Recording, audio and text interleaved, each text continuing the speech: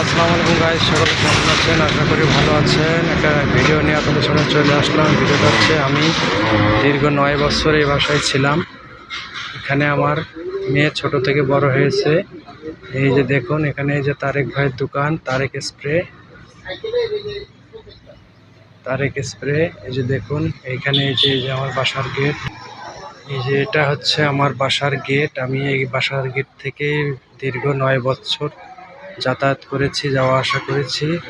দেখুন ভিতরের অংশ, পাশের ফ্ল্যাটের এরা ছিল, এরা এখনো আছে। এই যে এখানে একটা হসপিটাল ছিল, সেটা এখনো আর নেই। City hospital, Jhenaidah city hospital, এটা এখান। এই যে এই ছোট ছোট গাছগুলো আমার হাতে বড় হয়েছে, এগুলো একদমই ছোট ছিল।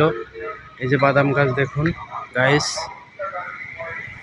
এই যে সবাই ভালো থাকবেন, আল্লাহ হাফেজ।